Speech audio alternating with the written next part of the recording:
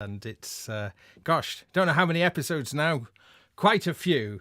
And I thought, well, I kind of want to just sort of pull things back to the basics in a way. And today, I've kind of put all of the Dreadbox modules in the rack. I had a bunch of them in the rack for last week. But this week, I was thinking, just building some really basic building block sort of sounds. I know it sounds like a really sort of simple thing to do, but using a bunch of the crazy stuff that's in the Dreadbox chromatic range, just to kind of spice things up a little bit. I'm just checking in with the chat room. So if you're new around here, welcome. Thank you so much for joining. YouTube is the place, really, if you want to kind of catch all the action. There's a good chat room, live chat that happens. This is my regular Monday night adventure. I also am back on a Wednesday at 8 p.m. I had to think about it then. 8 p.m. for the Gaz Williams show, which is a bit more general music kind of stuff. Yo, Mac. Okay, great, thanks. Hey, Martin. Hello, Andrew. Hello, Asherhead. Thank you. I won't go on too much about that just yet, but thank you so much, everyone, for joining. And so I thought what I'll do is I'll kind of piece together a patch. I'll build it up and sort of talk about what I'm doing as I'm going through it. We'll see where we go with it, because I've been having quite a lot of fun doing it, doing this, because I've got various rack cases now, as I'm sure many of you will know, but I'm trying to find more focused purposes for each one, and I've decided that that the rack brute that's got the keyboard with it, I'm going to really try and specialize that just to be very, very much about melodic stuff. So the modules that will go into that one is going to be all about trying to make a really great instrument. And then the case, which is two rack brutes, is going to be more the laboratory, the more experimental stuff and the more processing and sound manipulation. And then the other rack, which is in a rack unit, I'm going to build into a drum machine, which I'm about 5 modules or so in at the moment. So that's the plan. So what does this mean about the KB37? Well, the KB37, I'm going to, I think, start adding things into it. Big reason I got this was for doing this show and being able to bring in different modules and put together specific collections of them, and that's something that I'll continue to do.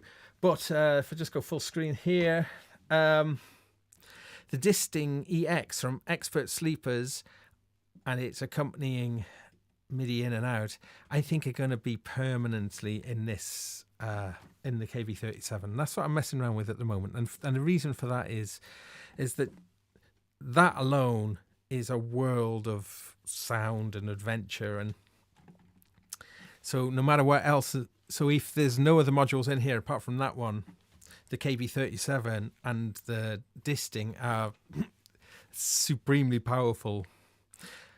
However, we're not going to be using those today. We're going to be working with the chromatic modules.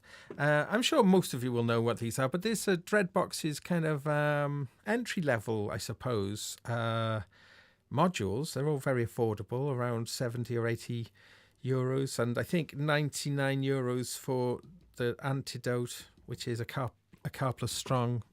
It's a complete synth voice in a way, and I'm not sure. I think check the prices, but they're all pretty affordable. But what's extra cool about them is that they've got tons of extra cool little features, much more than its basic role. For instance, the delay has got an LFO which can control the time, but you can tap out the LFO. That's one example. But there's something that I've discovered with the nostalgia that it's definitely something I'm going to do later, is that you can tap out different outputs, like a third, 2/3, and a master. And I realized, of course, I could take those out and put them into stereo channel panned left and then a stereo channel panned right, and turn it into a nice stereo delay. So we'll absolutely be doing that. Also, the keen-eyed viewers of you, I don't know if you'll be able to see it that well because of the camera zoom, but making a second appearance is the VLH from Takab. Now that was my guest on the show last week, Steve O'Here. Wonderful show. If you haven't watched it yet, please go back and watch it. Steve was an inspiring and an amazing guest, and this is his first module that he's had a hand in designing. And funnily enough, initially I didn't put that in this particular rack, but I felt the need for it. I kept realizing, what would be good, but I was out of HP space, and I realized I can't really see it from here. Let's have a look. I can cheat 1 HP by having this overlapping the edge. Hooray! So I could get it in. Little things like that. I felt like, yes, I'm beating the system. In front of me, I mean, I've mentioned this before, but this is such a new invention. This is the cable cube from Geert Bevan, or for uwin.com, and that's so handy for keeping all your mini jack patch cables handy. They're not just holes, they kind of actually click in like sockets. So I've been using this thing constantly. Anyway, I'm checking in with the chat room. Hello, everybody. Mac has every one of the Dreadbox modules except the yellow phaser. Well, we'll be playing with a phaser. Maybe that may change. But yeah, the phaser is definitely an interesting one. Although I have to say, white text on a yellow background does make it quite hard to read the text at times. But essential to be colourful to keep in with the others. Now, okay, so let's get cracking. And as we go along, I think new ideas will come along. I'm going to recreate a little bit of what I was just doing earlier today, just to kind of get the ball rolling. And then, yeah, I'll kind of elaborate with it from there. But, yeah, I've been enjoying sort of really focusing on this particular Dreadbox range. I'm augmenting it with the 3 LFO also from Takab. But to be honest, well, I will be using them for sure, but there's so many LFOs. When you start finding the LFOs, there's lots of LFOs. You can tap out the LFO of the phaser, you can tap out the LFO of the delay, you can tap out LFO from the Utopia. Ataxia could be 2 separate ones. What else? I think they're the main ones, but yeah. Let's see. Okay. First thing I'm going to do is, like bog standard, I'm just going to make sure we have sound. Oof, we do. Okay. So, Hysteria. First thing I am going to do then is I'm going to patch out from Hysteria. I'm going to come out and I'm going to go in to the little VLH. I'll do that and just come out of the through then. So I've just essentially got all of those outputs, the sub-octaves and the ring modulator and a noise output, if I need them, by just coming out the through. Nice. I like it. It's good. It's a good module. I'm going to bring it into the Utopia. Now, the Utopia is CV audio manipulator. It's just a bunch of tools. There's 4 little attenuators, rather. No, I'm not sure. Yes, well, bipolar attenuators. And then a mixer where you can go 4 into 3, but you can also take like a kind of a sum out, which goes through the pulsarizer, which so far I've only made it sound absolutely evil with that, but we'll see if that can do something quite cool. Okay, So let's get cracking then. So actually, out of the hysteria, it makes more sense. I'm going to go into the eudaimonia. So the eudaimonia is the little mixer that's got a filter on. I'm sure most of you be quite familiar with these ones. I've been using them a bit now. Coming out of the output, yeah, and then I'll go into the utopia, and then I'll come out of the utopia and into a channel on the little dopefer. And there is our sound. Let's just right. Whoops. I'm just going to go straight out into the mixer. I'm not going to go into Utopia for now. And in order to get a gate, I know I'll need more gates, so I'll use a little. This is a little IntelliGel mult. They're pretty cheap. 1 into 3. Well, I can take three copies of the gate out, but that's the magnetic one, which does actually stick to the case, so that's pretty cool. That's going to go into ataxia, and ataxia is the modulator, dual modulator. Cool thing to do though, if you press both buttons in at the same time, it gives you 2 full ADSR envelopes. And actually, if you toggle between these 3 settings, you can have different curves on the ADSR. So more, inverse and inverse exponential and exponential curves, etc., and unlike a linear. Something that you have to be aware of with the ataxia is if you to check if you're in ADSR mode, if you toggle the right of the 2 switches, if there's 3 stages to it, off, solid lit, flashing lit, then you're in the ADSR mode. I don't think there's any other way to visually see if you're in the mode or not. See, if I press 2 buttons on it, it goes back into its normal mode. But when I go with this button, it just toggles between 2 states. So that's the only way I found to do it, but that's cool because it means we've got an ADSR, 2 ADSRs, one, and if I press that button, I've got a second one, which obviously is still going to be looking like the first one, but it gives us 2 ADSRs, so that's pretty cool. Or you can have them as 2 LFOs, or anyway, I'm going over stuff. I've already talked about these in other videos. So anyway, that's our gate coming in from there. We're going to take out from here, and then we're going to control our VCA off the eudaimonia. Okay, excellent. So now, okay, so we have sound. I'm going to go to the organ envelope, which is just 100% sustain and nothing else. Okay, so it's about as basic. That's about as basic as we get. Hooray! Sound, it's all working. I'm kind of keen to. Right, that's super simple. Right, let's get more interesting. So I've only got 1 oscillator in this particular array. I mean, ignoring the Antidote, actually. The Antidote is a standalone thing, but we will use the Antidote. In fact, let's do that now.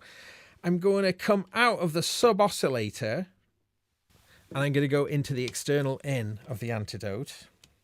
And then I'll take the output of the Antidote and then go into another mixer channel. I will use the Utopia in a moment for some stuff, I think, but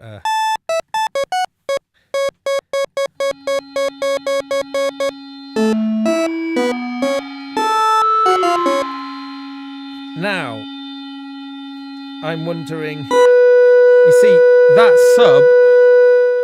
sub doesn't have the envelope, so I'll use, I think I'll use another splitter if I got one somewhere to hand. I know I got one. Where is it? but I'll split that output so I can send it the same envelope. Hey. Ta-da! Okay, so that envelope's coming out. Sorry, things will get interesting in a bit. I promise. All right, so as that's coming out, that can go into their VCA CV, and then that can also go into a gate in there now. Okay, so our amplitude envelope is feeding our 2 sound signals.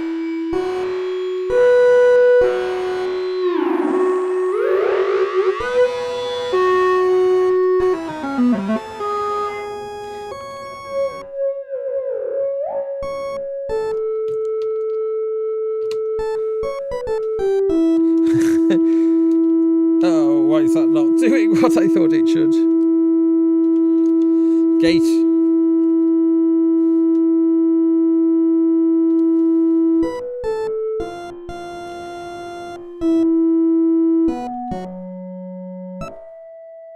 Okay, not sure that that the antidote is responding to that envelope. Maybe I'll send it its own envelope instead.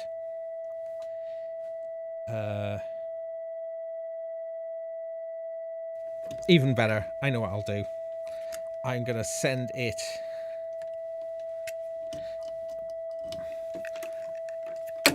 the gate. Sorry, that's what I need. I'm gonna take the gate out from there. There we go.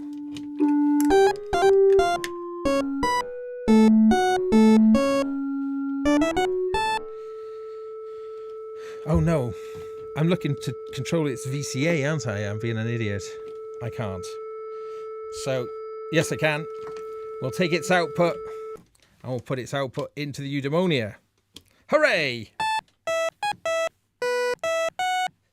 Turn it up. Okay. Let's just adjust my microphone.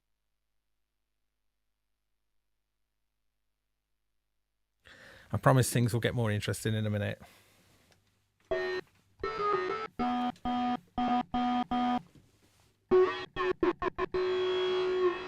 This is going to be one hell of a lot of modulation going on.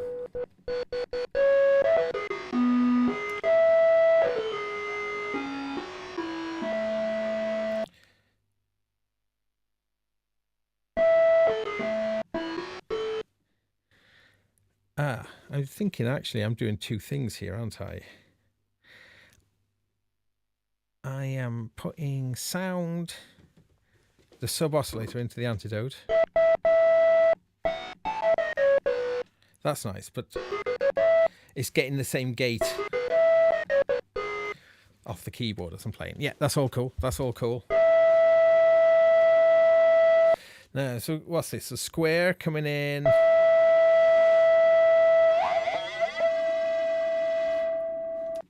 I mean, with the antidote, I must admit, I find it makes not a very nice sound most of the time, but you do find sweet spots with it. Let's give it a little bit more gain.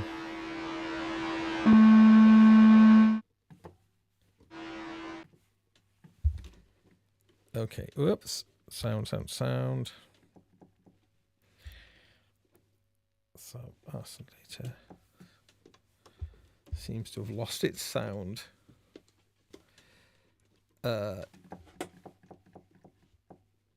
Okay.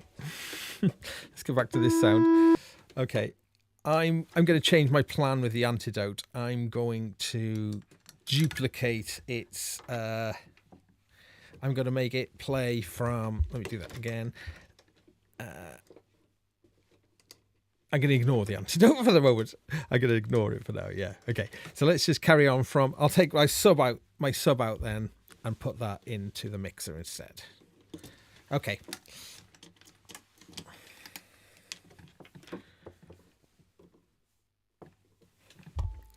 This is where all the sound has now gone. Oh. I must have nudged the octave. Okay. It's got a huge octave range. The hysteria.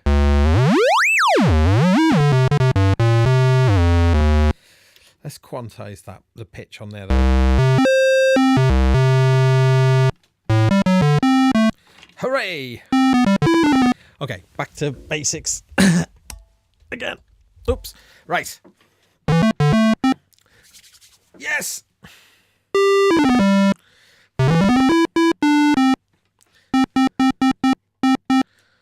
Just adjusting the envelope a little bit, make sure there's no clicks on there.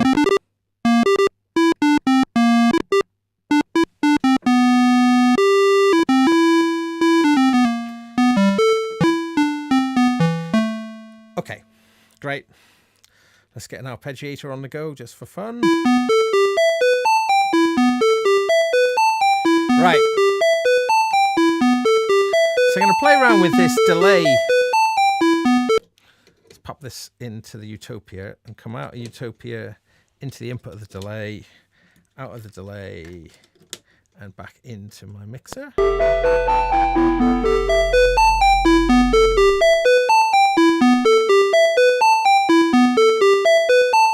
Nice. Okay.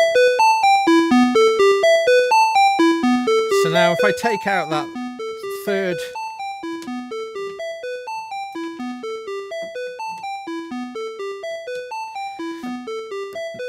so now I can put this stereo delay in by making the different taps out here, left and right.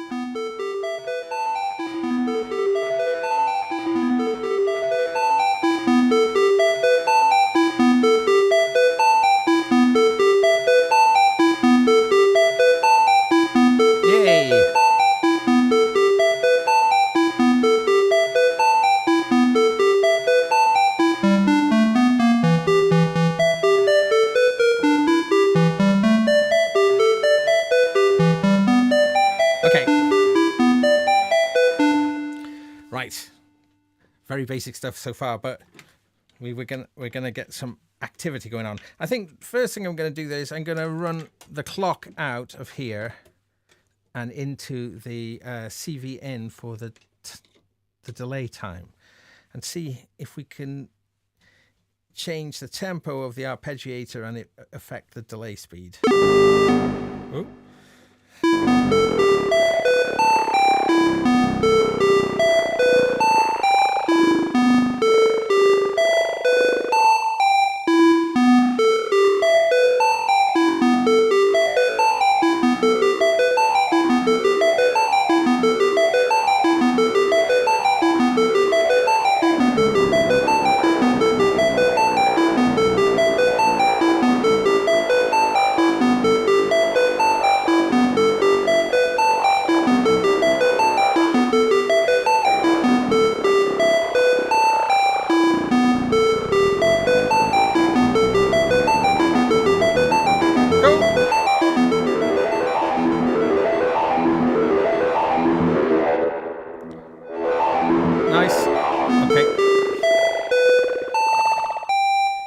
Getting ahead of myself. Okay. We got a stereo delay. Hooray. Okay. The eudaimonia has got a filter on, but we've also got a few other filters that we could use as well. We can use the filter in the dystopia, although it's non-resonant. Yeah, well, I know what we can do then. Let's take the sub out, put that into the external in of the dystopia, and we'll come out of the low pass output and in. And let's just have a listen. We should have. Let's get something on the go. Okay, let's get an ARP on the go. Sound is gone. Why have I lost? Oh, come on, back to me. Okay, that's our oscillator. This is our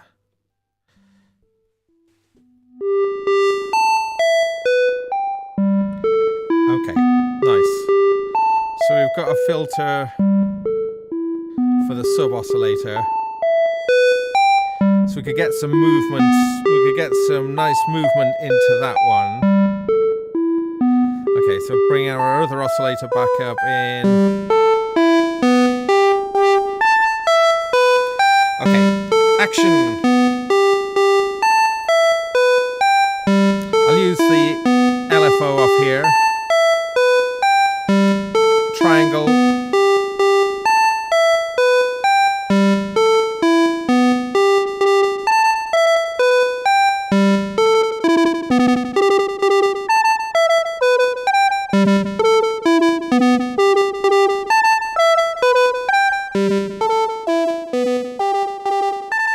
Okay. That's just a little bit of movement. Cool. I think I'm going to use that ring modulated output as well. Let's take the ring mod out and go into the other channel. I did a bit of this last week, but I'm messing around with it a bit more. And that ring mod, I'll feed it from this fast LFO.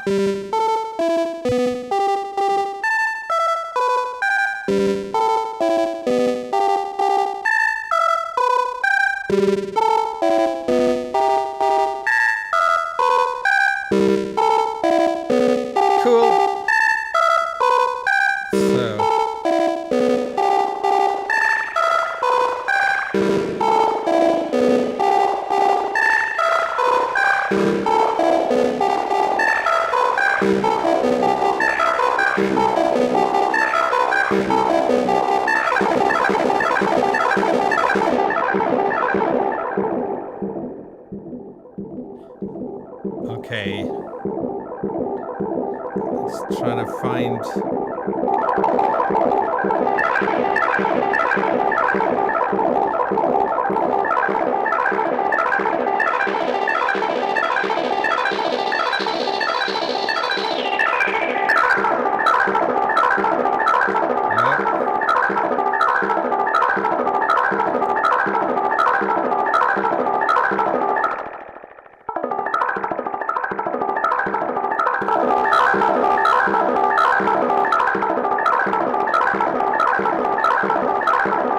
Okay.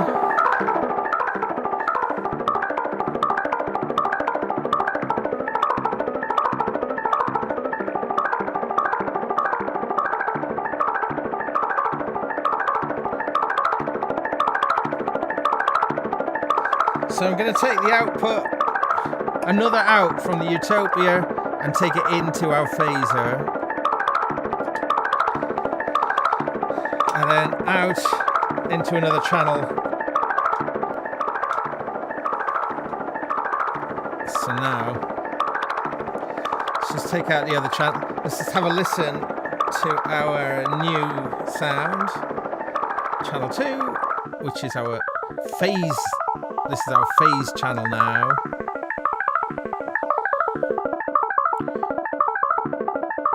So you see what we can do with this phaser. The phaser really likes a lot of movement. So the LFO, the phaser has its own LFO. I'll set it real slow.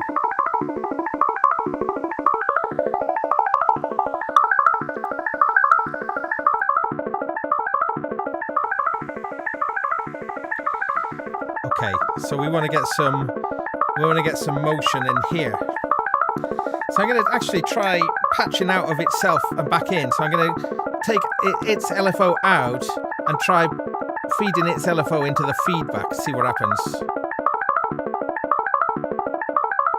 Oh, let's turn that up.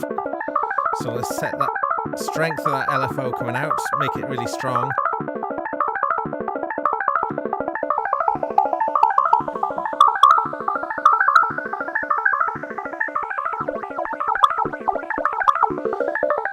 Again, there's definitely a thing about sweet spots with this.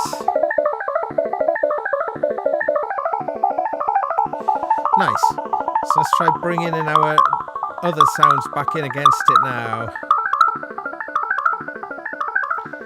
And our delays.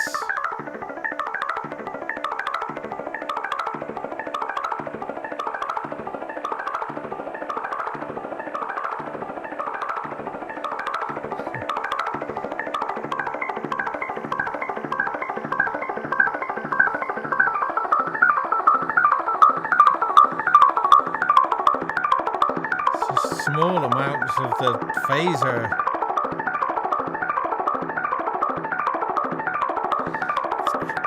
Increase those feedbacks.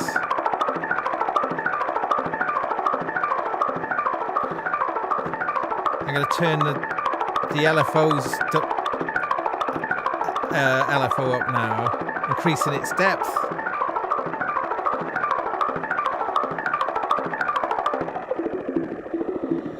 So the eudaimonia has got a low pass and a high pass, so you can kind of do this pincer movement.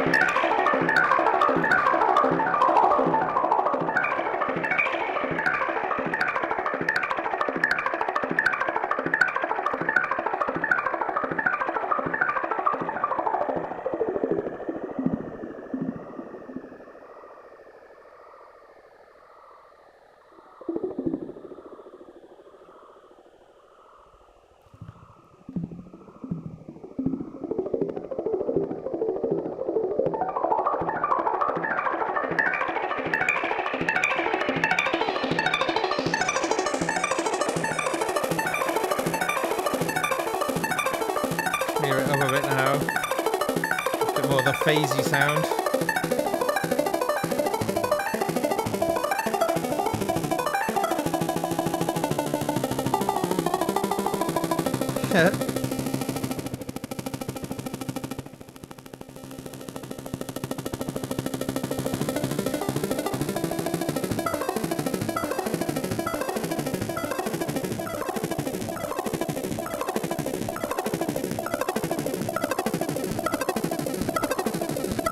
So sort of real traditional stuff tonight, I think.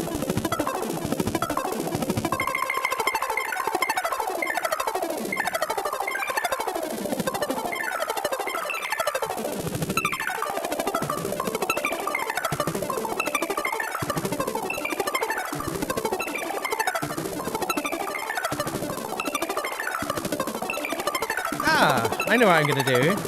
I was enjoying this earlier. I'm taking the output of the modulation wheel and plugging it in to control which octave the hysteria is outputting.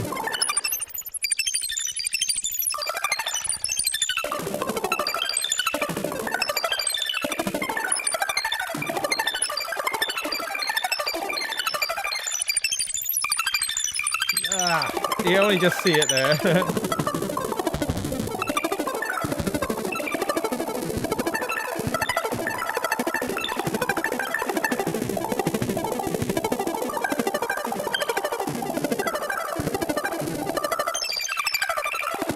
Yeah. Slow it down. Take the delays down a bit.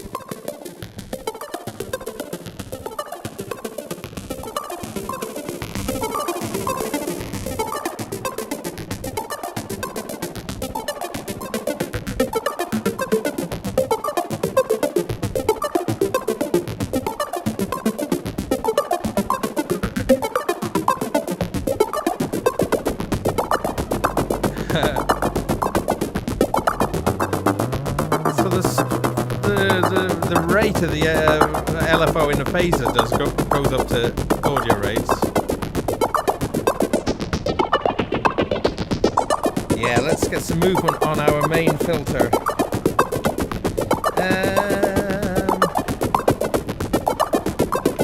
Ooh, I'm going to use the LFO for from next door.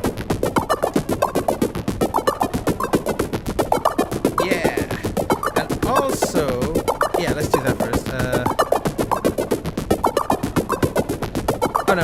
set it to be an ADSR. No, yeah, I was wrong. I'll use an LFO.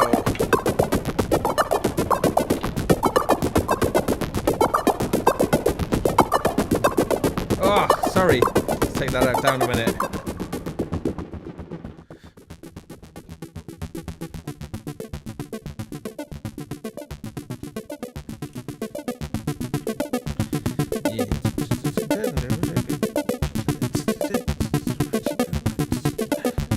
Right. Oh.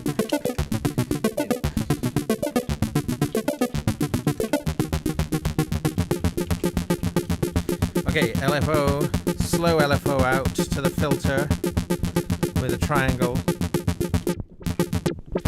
Slow.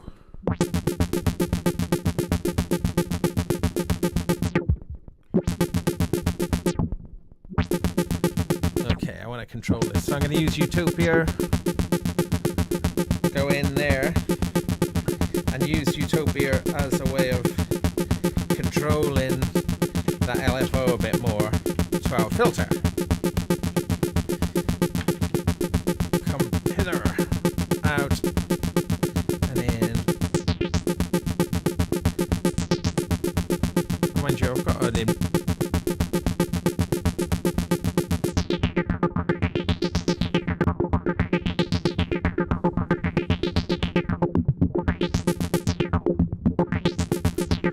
Nice. Let's try and reduce it so it's only subtly doing a tiny amount. That's better. Let's try that now with the delays.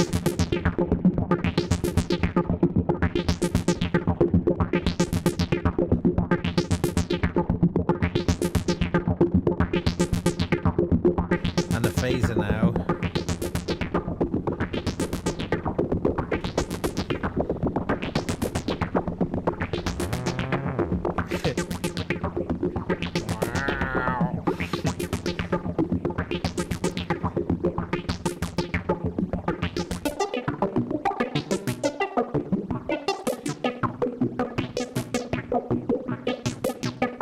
Ah, aftertouch.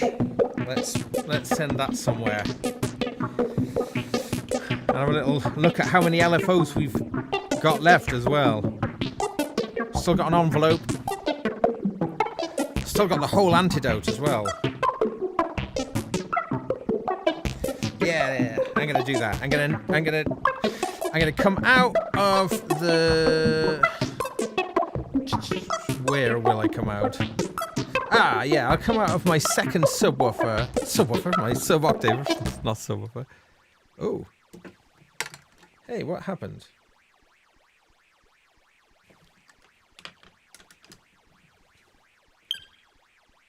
It's all going far too good, wasn't it? Oh. Something. I think it must be a dodgy cable or something not plugged in properly. Where? What was I doing? I plugged in. It was going so well. Well. Oh no. See, this is one of those things is when you lose the sound, it's like, holy cow, where has that gone? So I'll just try going out from there and in there. Okay, so that's all right. So must be my. It's back now. Must have been a. I don't know. Don't know. All right.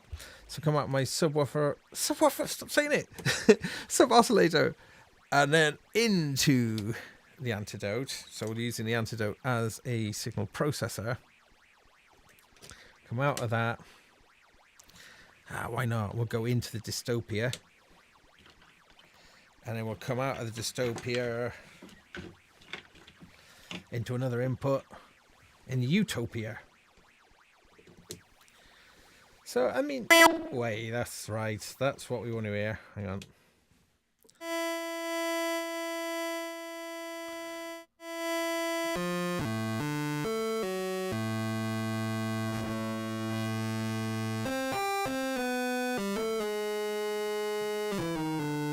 Of course, this is back to that thing again about not having an envelope.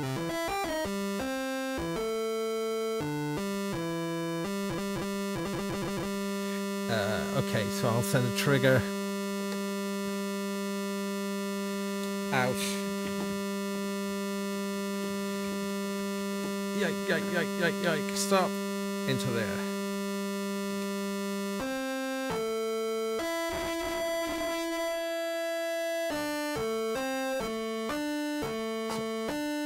Now, back here again. I've gone around in a loop here because actually, if I'm running it as an arpeggiator, let's not worry about that then. Okay. See if I can make it sound nice. See if it's possible.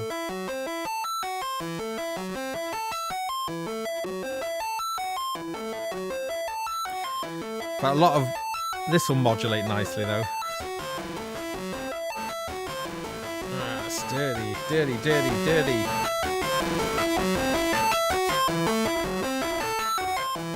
I think it's a bit hot, isn't it?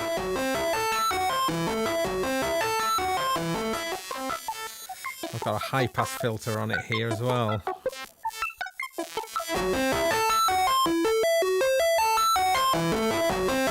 Okay.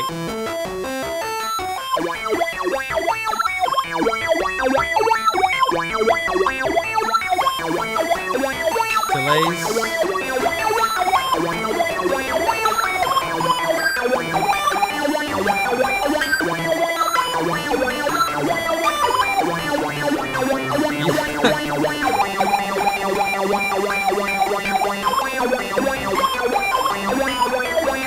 Wow, hang on. I'm getting way too much signal now, so I want to attenuate that, and I think I can do that by going in here and just backing it off there. That's better. So I can really control the level here now.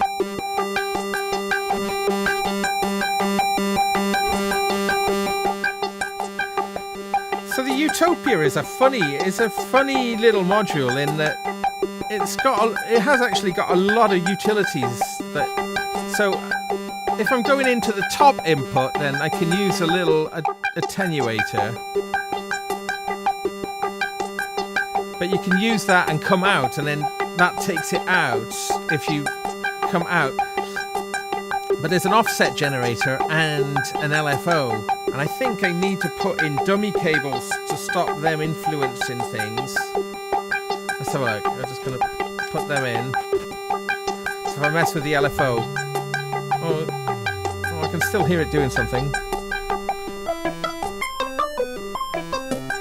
Bring that phaser back in now.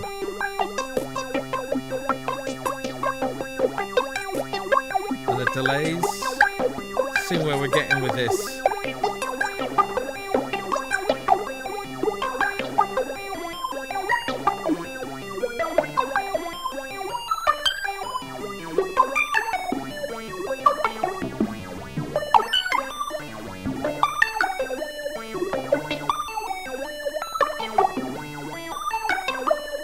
Speed that up a bit. Drop it.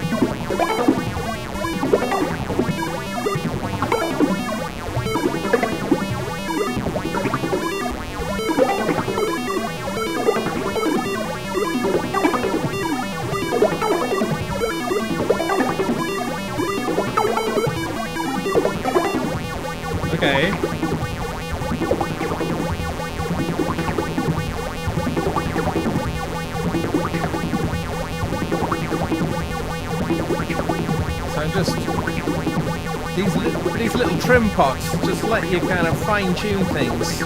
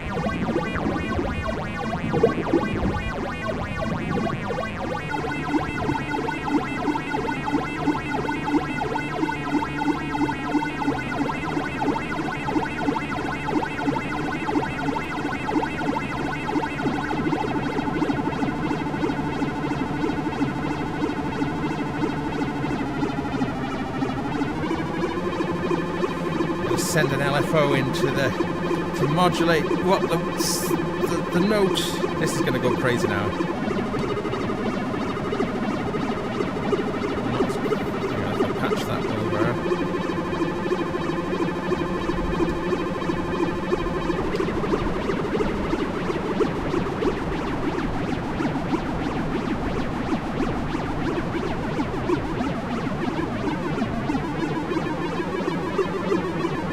Quite as crazy as I thought it would.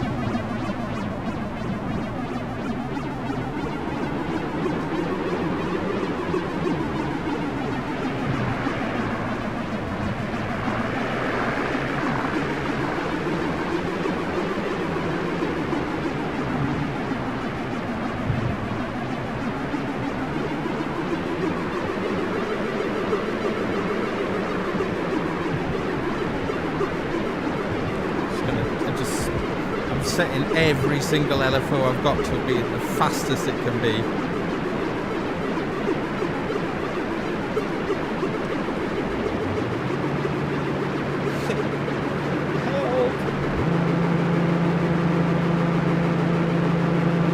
That's quite nice.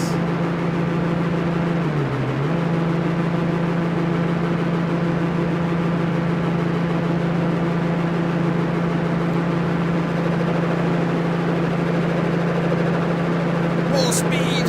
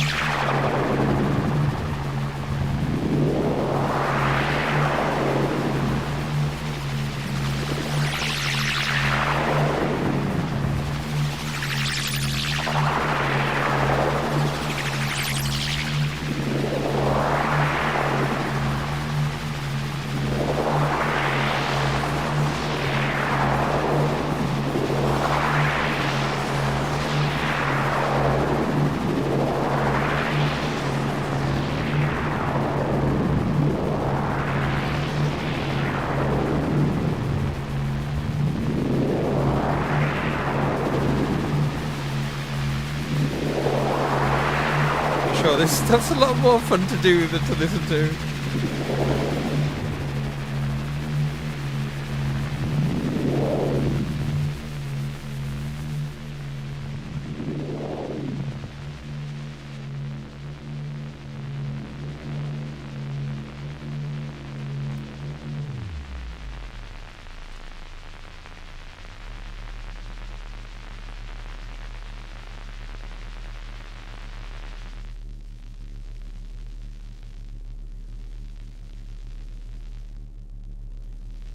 To the Geiger counter area now. Oh yeah, here's something I'll do, but it isn't very nice. I take the pulsarizer out. Just going to swap it for my phaser channel for the moment.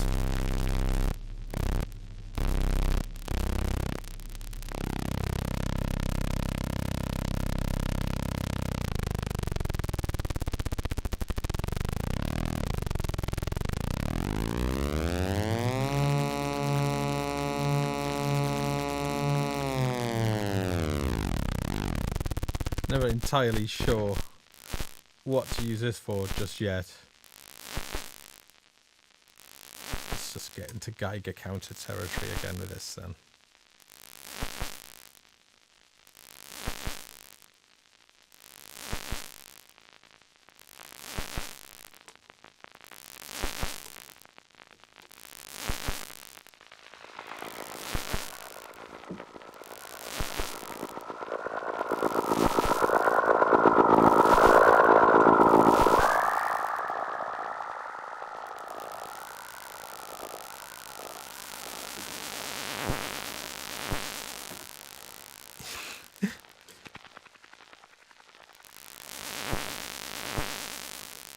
It's a little noisescape, really.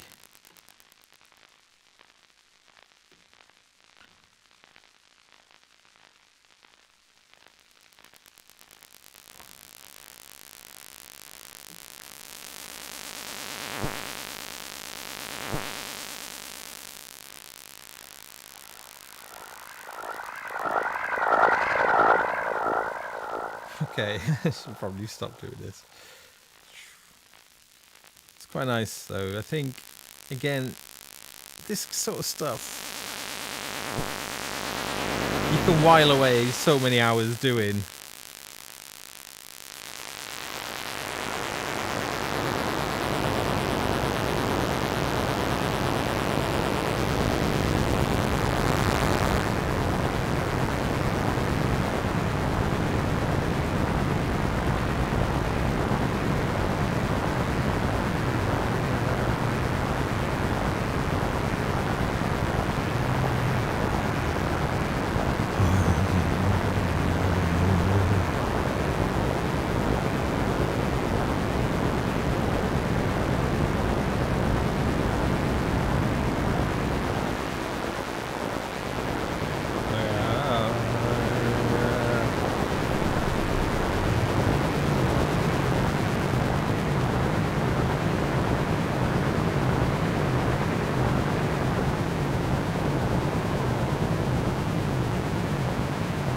Well, let's bring this out now.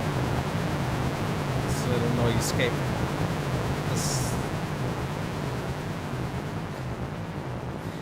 Yeah, so I haven't got the Eventide plugged in. But what I have got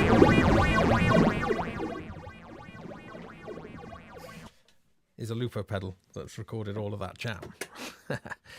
So I could add some more things to it.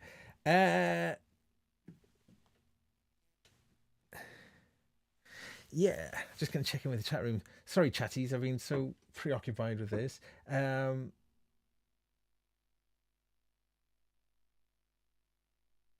interesting points. It's yeah, when you play around with this kind of stuff,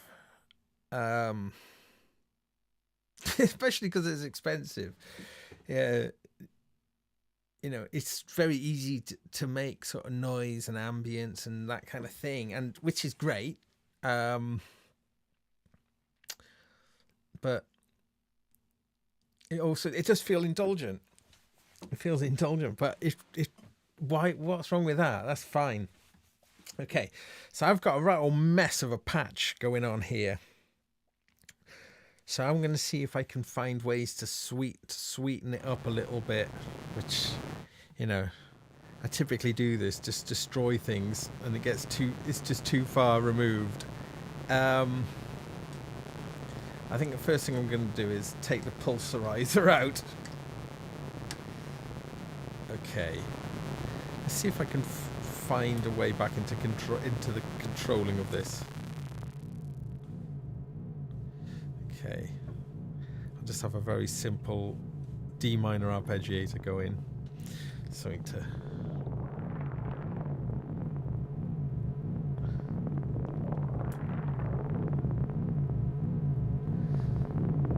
Because that's that thing, you know, being like kind of careful and then throwing caution to the breeze and just twiddling anything. This is great fun, but it's hard to kind of get back to some sense of where you've got control of the patch. I like watching Richard Nicol from Pittsburgh Modular. He does some great live streams, and the thing I notice with their streams is that they're really not kind of going mad for things. They're doing very subtle and gentle and very small changes, you know, whereas I'm a little bit like, whoa, feel like it's spinning plates, you know, trying to do as much as I can do, which isn't necessarily what makes for nice music.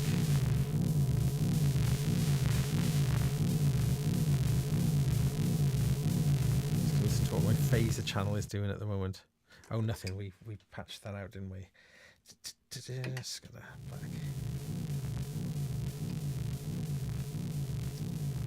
Yeah. Let's see what our phaser channel is doing.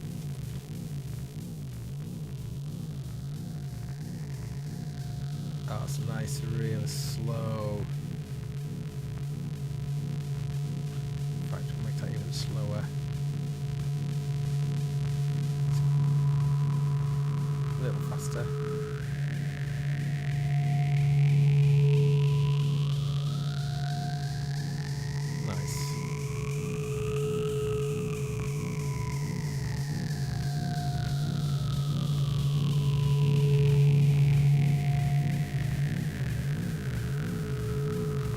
So I'm going to nick from the delay, the nostalgia, the LFO, the triangle. I'm going to just take that out and put it into the rate of this phaser.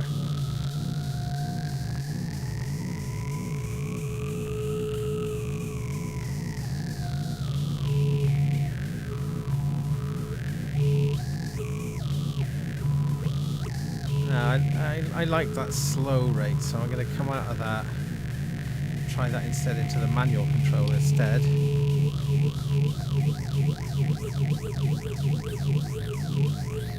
Slow that rate down as well. So really slow, slower. See how slow this can start to go.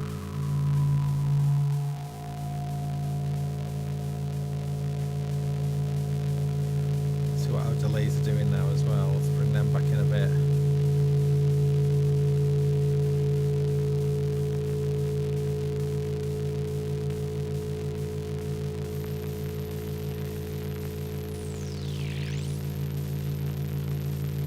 I like all the kind of background texture to this.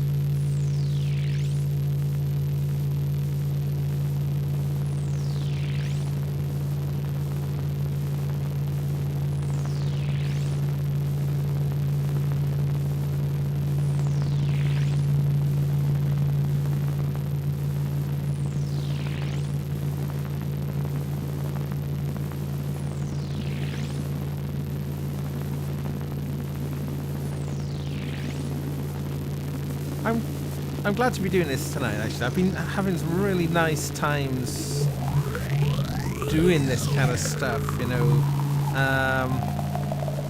where I feel it all, you know, it all starts to make a bit more sense to me.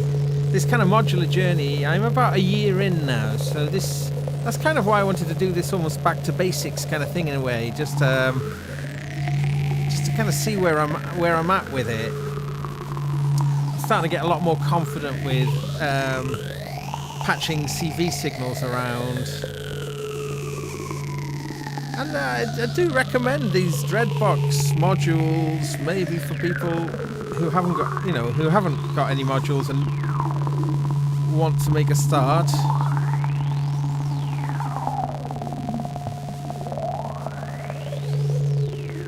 They make a nice little system of them. I'm mostly using just them with a few from the Takab and this dope for mixer at the end here. That dope for mixer I'm mostly using so I can achieve this stereo business.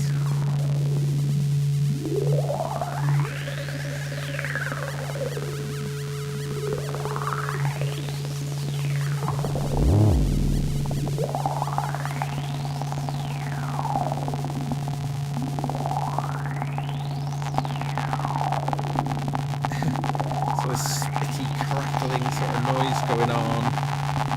It's quite nice though.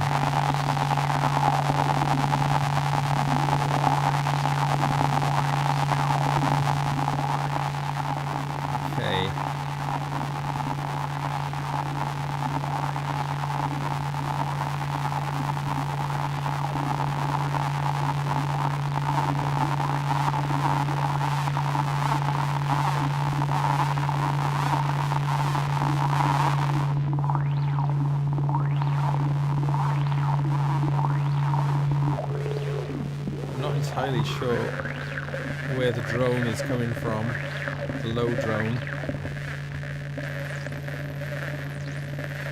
Oh, it's coming from the LFO, I think. Oh yeah.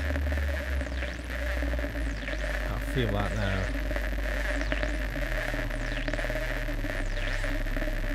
It's making like a low sub. Even lower. Whoa.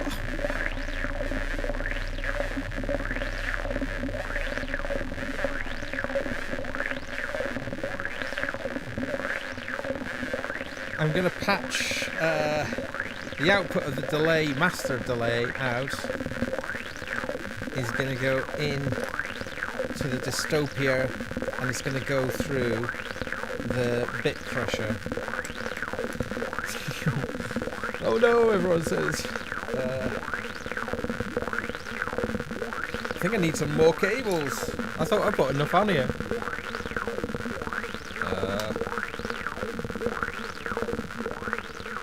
Can I be bothered to go and get more cables to the other side of the room?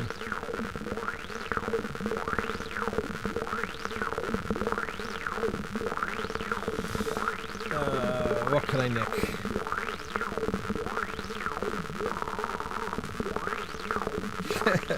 This masterpiece of a patch. So this Octave controller, just using the mod wheel for Octave, is pretty mental, isn't it?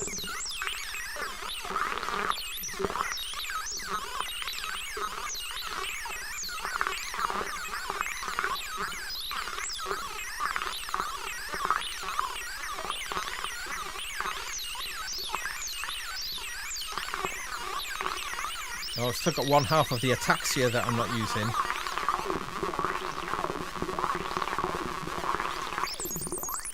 Okay, I gotta go and get some more cables.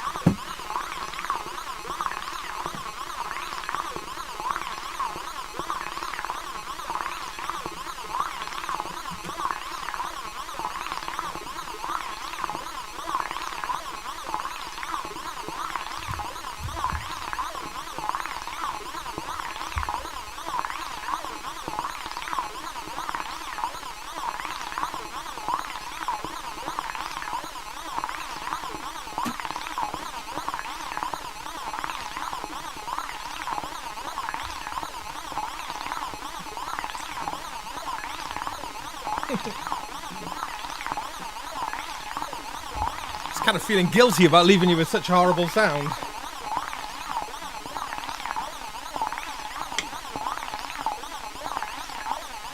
Okay.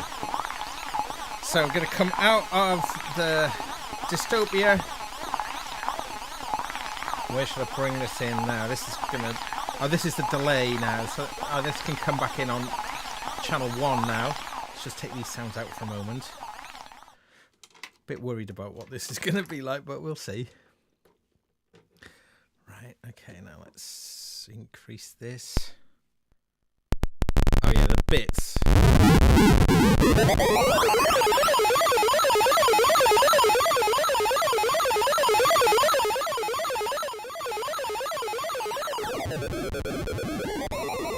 Oh, it's nasty, isn't it? Nice. Nasty nice. So like if you take the bits down,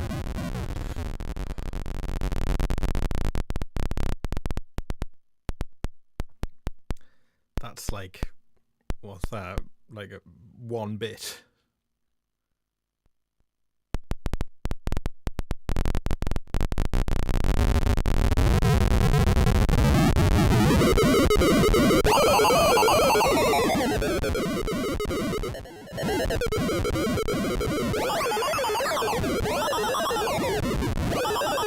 Oh, I think,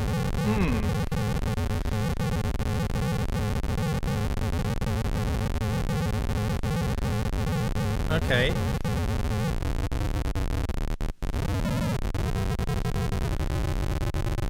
Oh, of course.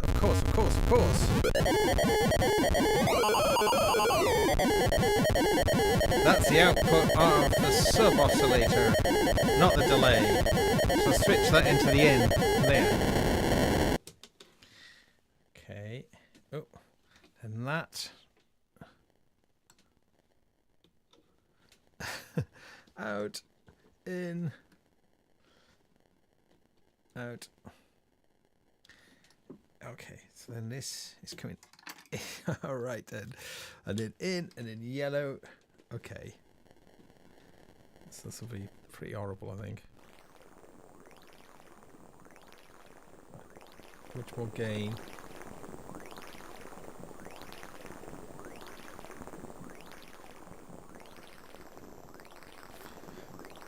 So that bit crush. Oh yeah, this other one, the scatter. Now, I don't know quite what this scatter does. There's one thing I've not explored yet on the dystopia. This input called scatter.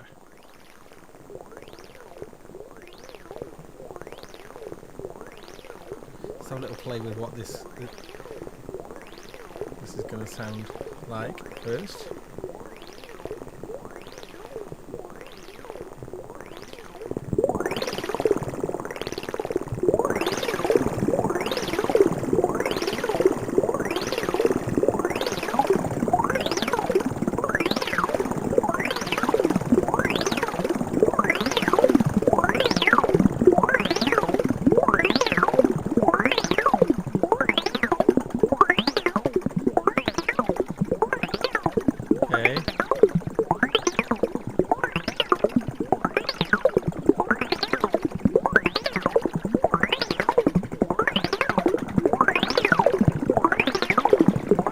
Okay, I'm going to see what happens if I'm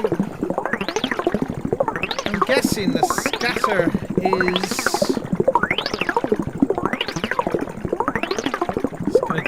Alright, we've got a gate output.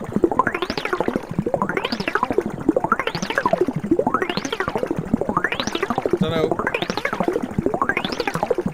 Try it out of an LFO. Ooh! Yikes.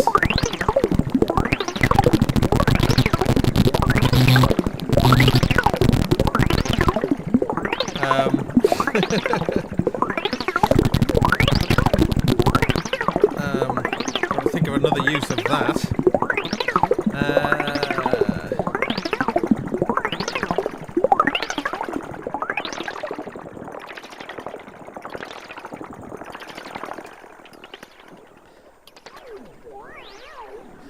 Let's see without the arpeggiator. Let's see what we've...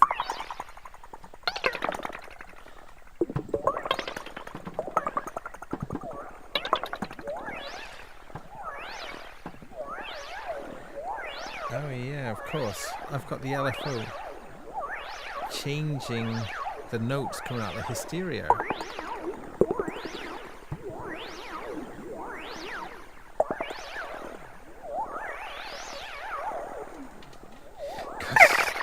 Oh, sorry. Don't know what caused that.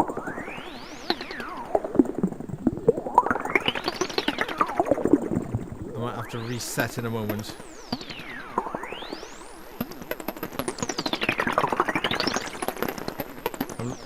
I'm losing control of things.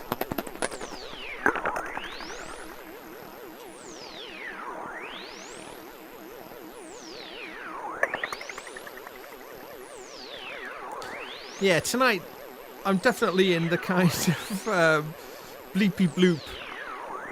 The bleeps and bloops, the dreaded bleeps and bloops.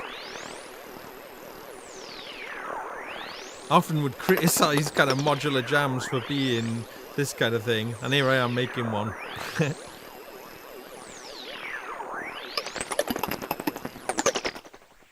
Okay. Ooh, let's just take some of them out. Right. I want to find something sweet. I want to find something nice. So I reckon it's probably going to be quite hard in this mess that I've made. Because that is something as well, isn't it? I mean, one of the things I was always saying at the beginning of this is I just don't want to modulate everything. I just want a kind of fairly rich tone and play a nice melody. And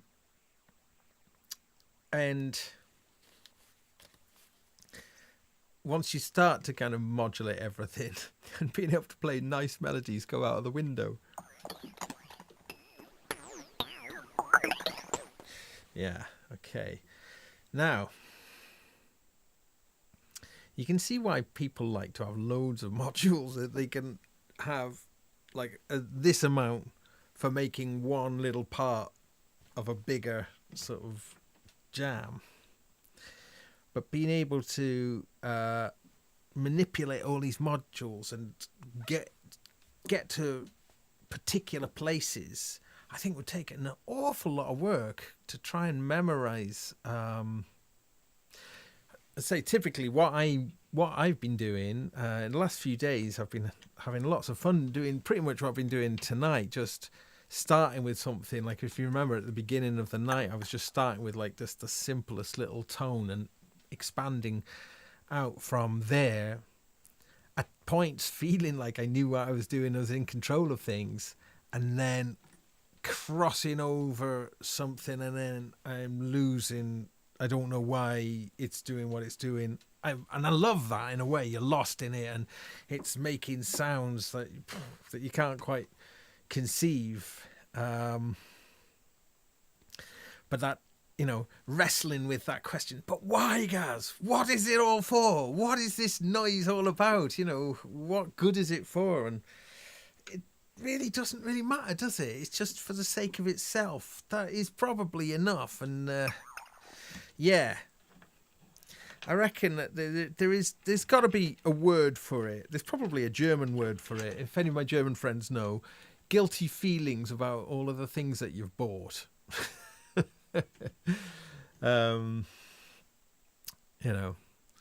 Feeling that you should be making more worthy stuff on it rather than just making a load of noise nonsense. But I think it's fine though as well. I think you can, you're not obligated, are you? If you get into this stuff and start messing around, you're not obligated to actually have to do anything of any commercial value with it.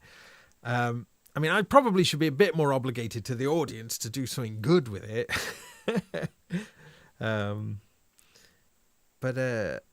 Yeah. I mean, what I'm hoping to find in my journey is ways of fusing my more traditional musical background into this and finding... it's like Gary P. Hayes is saying... Schuldigs Verdigenungen. I've no idea what I've just said. Gerhard is asking, why does there need to be a normative formula and outcome? Well, there doesn't, does there? I suppose it's that thing about, though, if you are going to go out and play gigs, then you're going to want to try and make something sound nice. I've got some interest to do some gigs, actually. So I think it's something that I'd like to do. It is definitely something that I'd like to do. I feel I'm way, way off from gigging. Well, we can't really gig just yet, but I've been wondering about this, about if I was to do a gig, what would be my expectation of what sort of music would I attempt to do? And one of the things I'm working on the rig on the other end of the studio is I'm working on something that's very, very melodic using a bunch of the other modules. It's something that I want to do on a Monday night and will show at some point, but I'm having an absolutely joyous time with that stuff, and it is very, very musical, but it's using modules which are complete voices and playing more with CV controls to control lots and lots of different musical notes that are all constrained to certain keys and scales. So that, I think, is going to be, I feel I can connect like my musicality through that. And then I guess it's combining all of that interesting music going on then with all the timbral and texture shifts that this kind of stuff takes you down.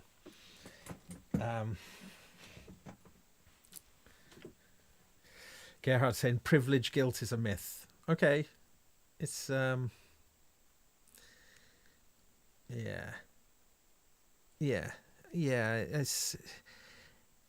it's a funny thing. I mean, I counted up my modules. I think I've got 49 modules now, which is astonishing in a year.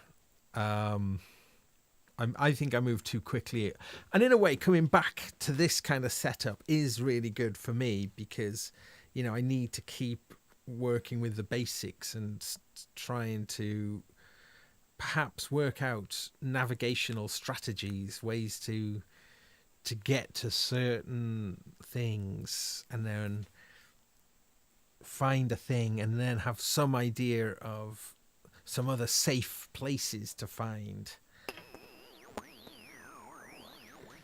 Wagyu saying, for live modular, have several sets of modules all making different things that you can fade between, so the horrible ones can be fixed off PA. Yeah, that's a very good point. My output module, my Rosie from Make Noise, that has got this kind of cue that you can pan from an A to a B, and if you pan to the B, the headphone will output whatever you've got plugged into the A, or and then if you pan over to the B, it'll switch. So that allows you just to plug in and work on something that the audience can't hear, and then bring it in. So yeah, that's definitely good advice. Thank you, Wagyu. Edna's Disco Machine is saying, the thing is, you always buy too many wrong modules when you start. Yeah. I mean, I had a double whammy in a way. I was buying modules. I was being sent some modules as well, which I'm ever so grateful for. But it was also, you know, it's difficult to kind of keep up. I mean, these things will take years to really learn how to get the most out of them. Now, I mentioned earlier at the top of the show that I've got the Disting EX in the KB37. I'm not using it tonight, but I'm going to be developing things with the Disting EX in conjunction with the Electra One MIDI controller.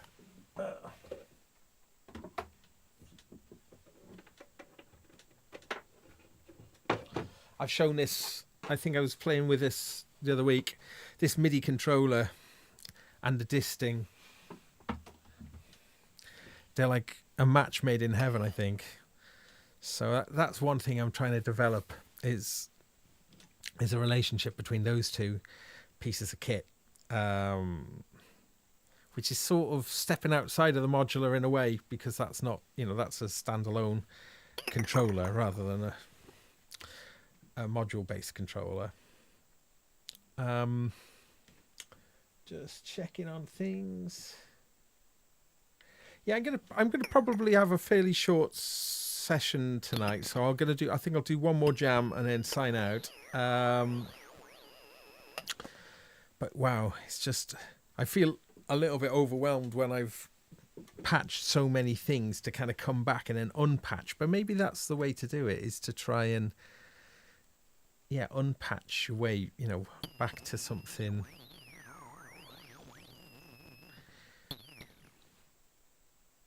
Because I suppose one of the things, this particular arrangement of modules, with it being very much in the subtractive synthesizer realm, I'm using the Antidote as some sort of signal processor, but I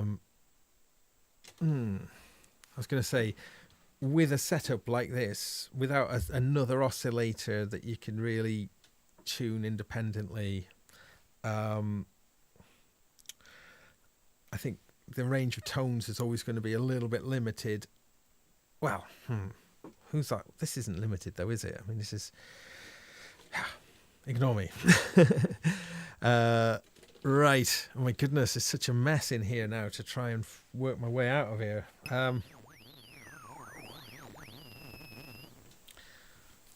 Should I do it? Should I pull them all? What do you think? Should I pull them? Andrew Brooks is saying, rip it up, start again.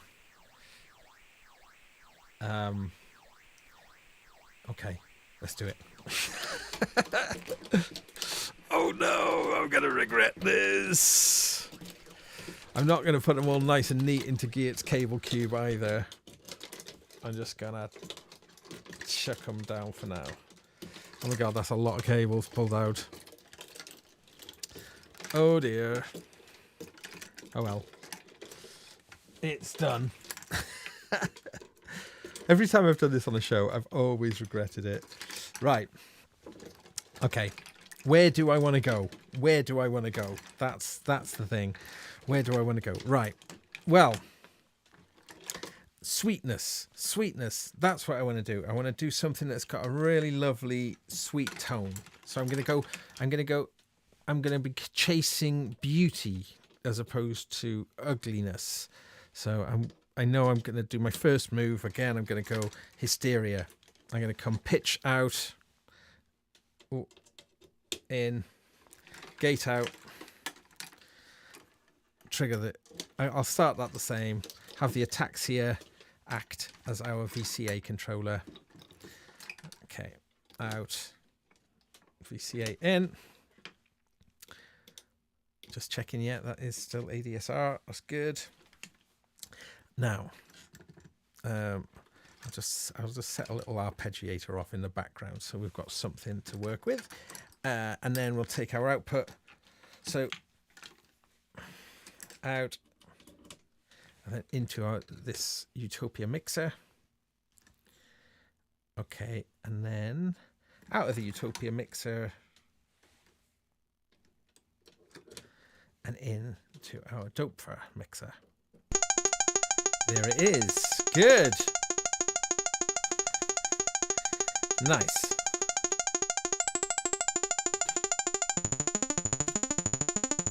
Let's get our resonance out. Okay. Now let's slow that down.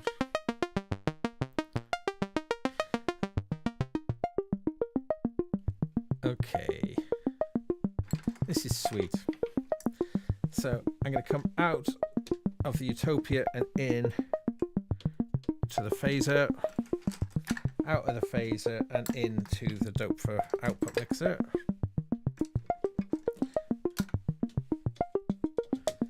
Okay.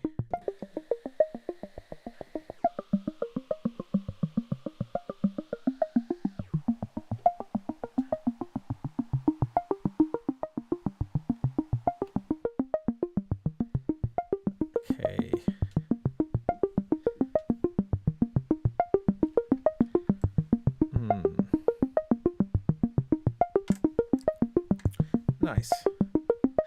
What I'm going to do though, I think, take this mixer. Oh no, yes, I've got 4 mix inputs in the CV in the Utopia. So this time I'm going to take the output of this and plug it into the little VLH. So the VLH is getting it post VCA. Let's see what this sounds like. Come out the through and then into the mixer. That sounds okay. Ace. So let's just take our sub oscillators in then. Oh my god, that's loud. So if I go in, right, I'm going to plug that one into channel 3. Then I can use, that's right, I can attenuate that one then on there. Nice. So it's a bit. Let's try. Is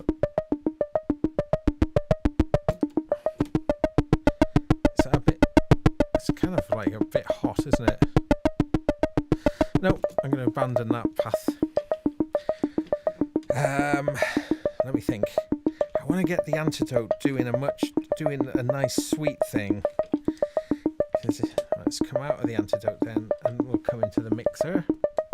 In fact, we'll come in up here. And where shall the Antidote? Okay, yeah, I'll do that. I'm gonna take a gate. I'm gonna nick the pitch out, double up the pitch out. Yeah, and I'll go in pitch here, and then gate. I'll double the gate out as well. Yeah, let's nick the gate and pop the gate in there. Okay.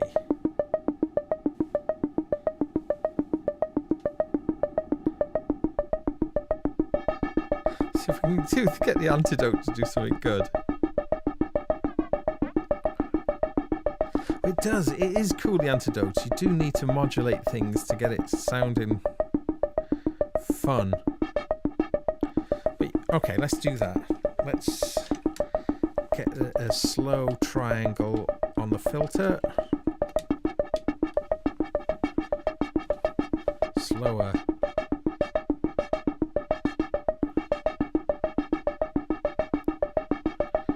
Let's go slower again.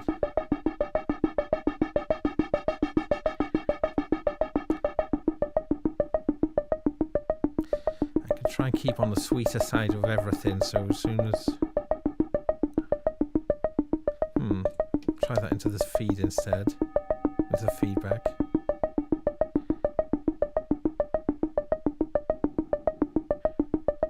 Okay.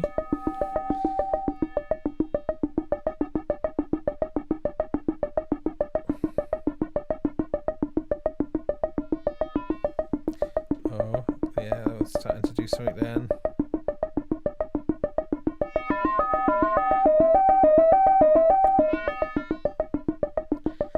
That slow modulation of the feedback there. Maybe it could be a bit faster. That sounds juicier.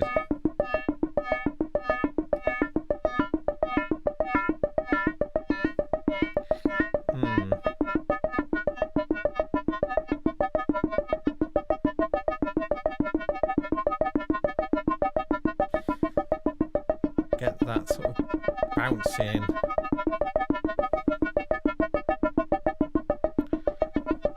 Okay.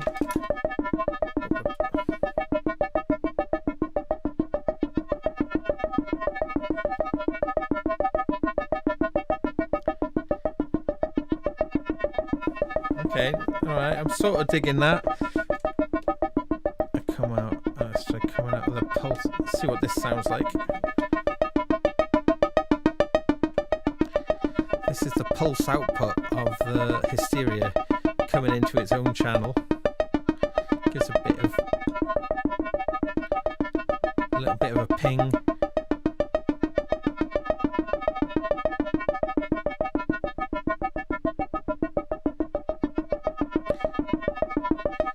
Okay.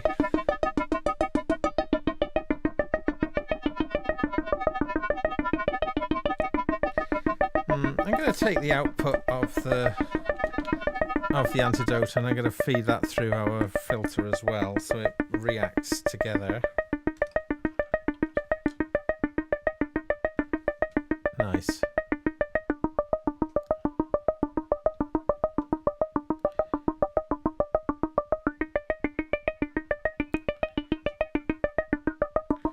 Okay.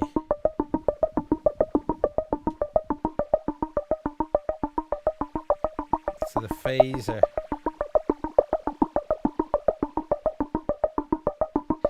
Oh, I know what I wanted to do. I'm going to try phasing the delay instead. So let's go in to the delay first and then bring the output. Let's bring the output of the phaser. Sorry, output of the delay into the phaser.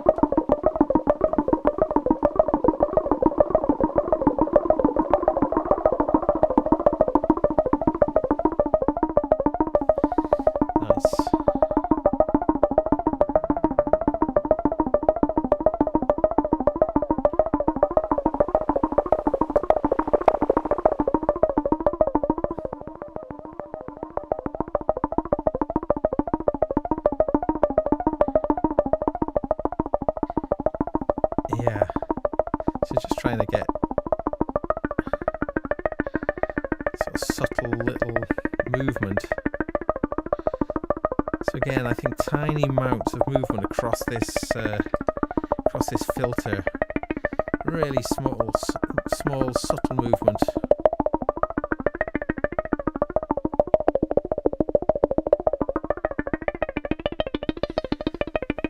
So I'm going to try seeing what happens if I borrow the phaser's output into that filter. Just turn its strength down.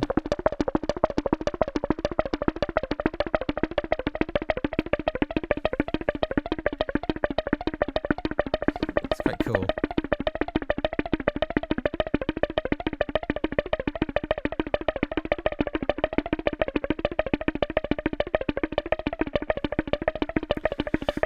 Try taking the square wave out and go into the CV in of the delay. This is a great Nick Bat technique. So the square wave is so the delay time is going to go between two values, the square wave.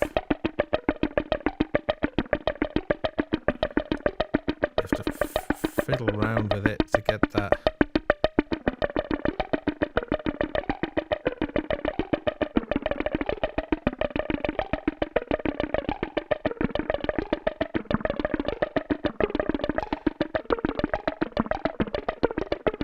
Make it slow.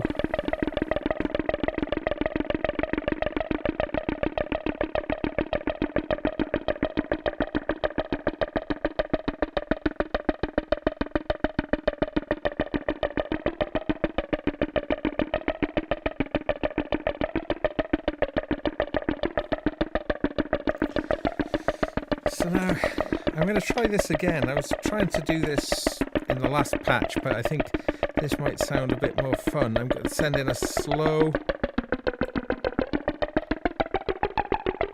LFO to change the notes.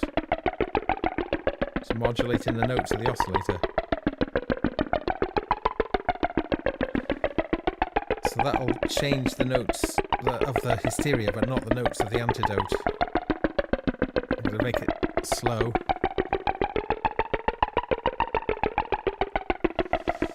It's losing its sweetness now, though.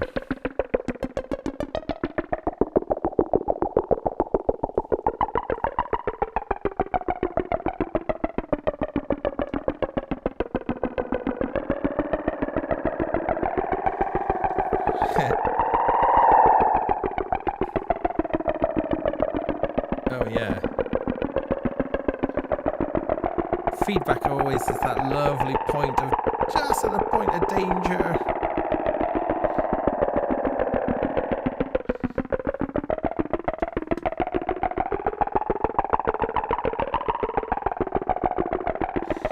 So I think I'll try a slightly different approach now. I'm going to take one of the delay output, I'm going to put it into the external in of the dystopia. And that will come back. I don't know. I nearly went to plug in a full-size jack. Didn't get very far with that one. Okay. And I'll come out of this and go into here.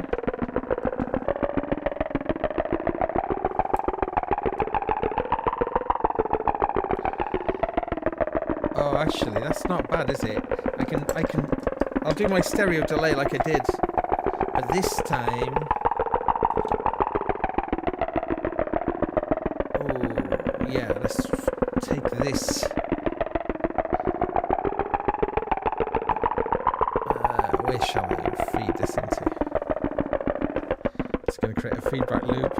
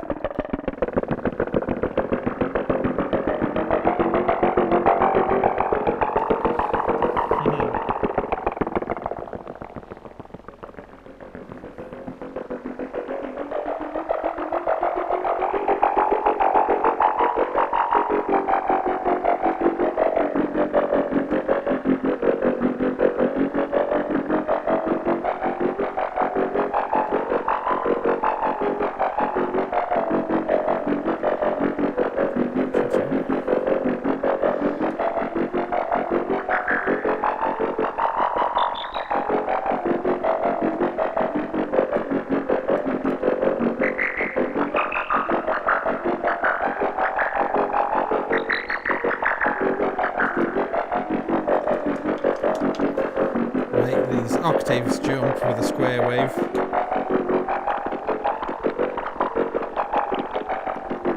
Too fast. Let's try it. Slow ones.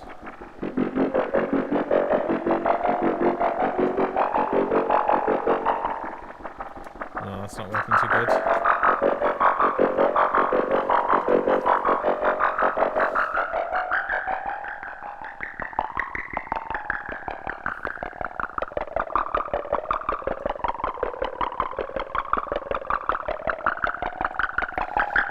Yeah.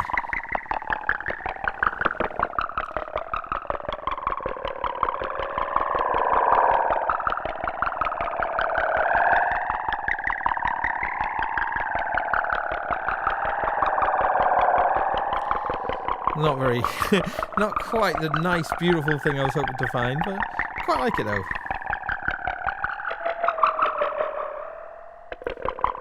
Let's take it down.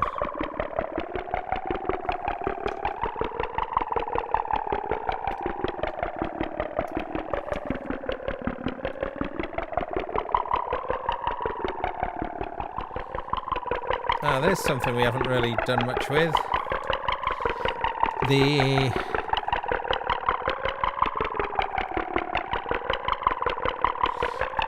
Yeah.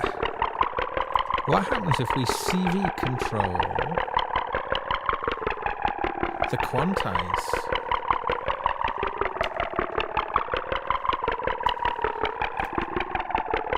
Don't know what this is going to do, but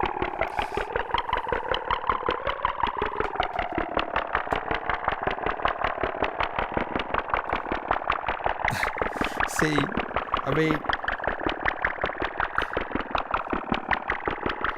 such a lot of modular patches will end up sounding somewhere in this kind of ballpark.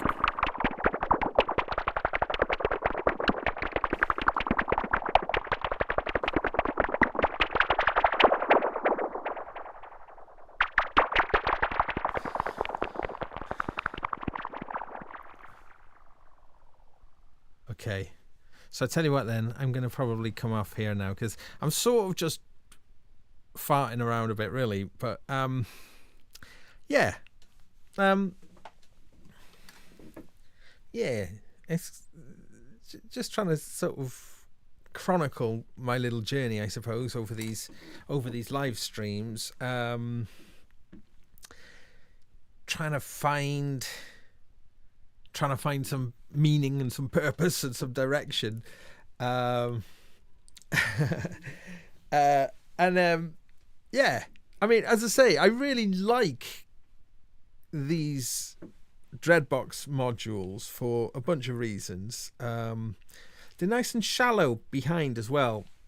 So one slight issue with the KB37 is that this part here has got a power supply, so your modules can't be too deep.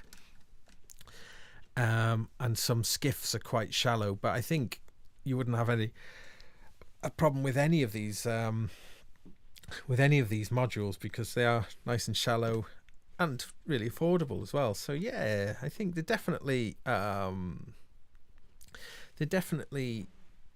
good purchases and worth investigating if you are interested in stuff, and not necessarily just a beginner as well. I think there's such a lot of features that in each one. Yeah, anyway, I've waffled on about them far too much now, but yeah, I'm going to sign off. Thanks everybody so much once more for joining me live. I'll be back on Wednesday if you fancy for the Gaz Williams show. And what else? Yeah, so I have been teasing on this Eurorack show about some big modules that I've got. Now, those modules are in the other rack, and it's something that I'm working on. And I want to kind of do a reveal. Once I've got that...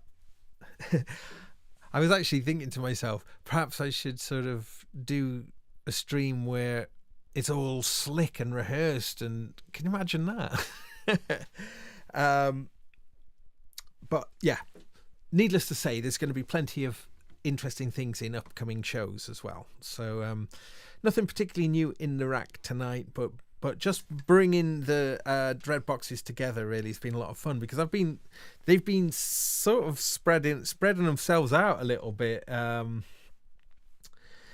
recent times. Anyway, I am just again going off on a waffle. Stay safe everybody, and take care, look after each other, and be nice to everybody even if they don't deserve it, and kind and all that kind of stuff. And thanks once more everybody.